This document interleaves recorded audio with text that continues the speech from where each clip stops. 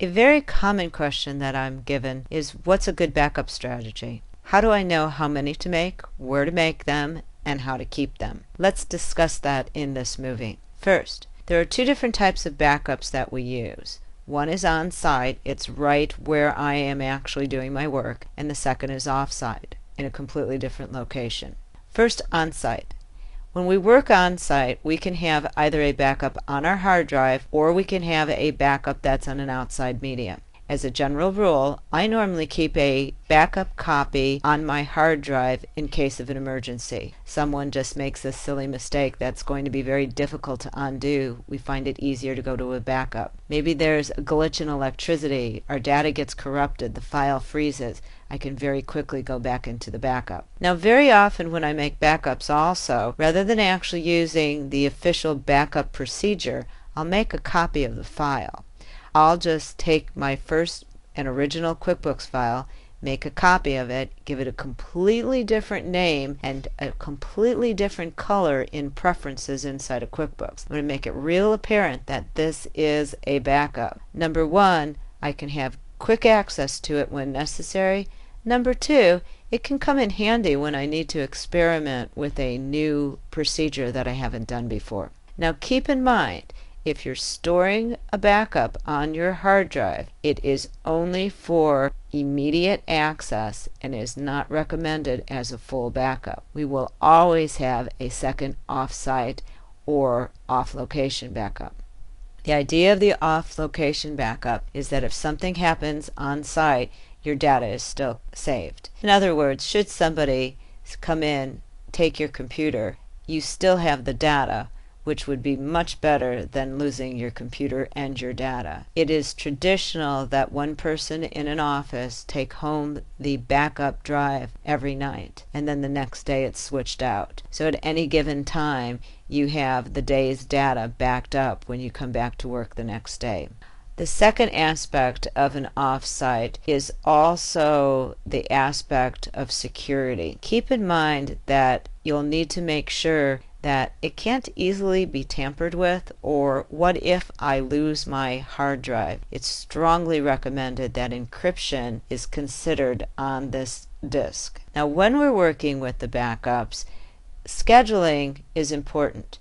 Now there are a lot of different philosophies on what type of plan to put in place. Please note, this is just one suggestion. You'll need to make up your own plan for your setting. Normally, we will keep a daily backup for at least 1 week.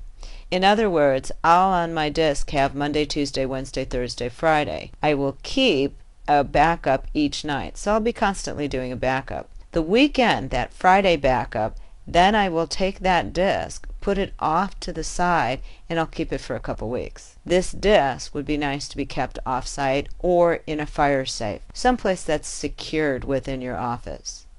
Now I'll keep each of the weeks until, of course, the end of the month. Then once a month, and typically this is month end, I'll take the month and store it away for the year. Now this may sound like overkill. Where it comes in very handy is if there's an audit where there are some transactions that aren't understood and you're asked for additional data, you have the original entries from each month. It can also be very useful at the end of the year when questions come up. Typically, the monthly backup is done as an assurance to give answers to auditors for any changes to transactions that cannot be explained. Remember, QuickBooks allows you to delete transactions. They may be questioned at the end of the year. Now, finally in our schedule, the end of the year. We do want to keep our backup for at least a few years. Traditionally, we'll say 5 years. However, I strongly recommend that you check with your accountant and get legal advice on how long you should be keeping your data for your specific industry.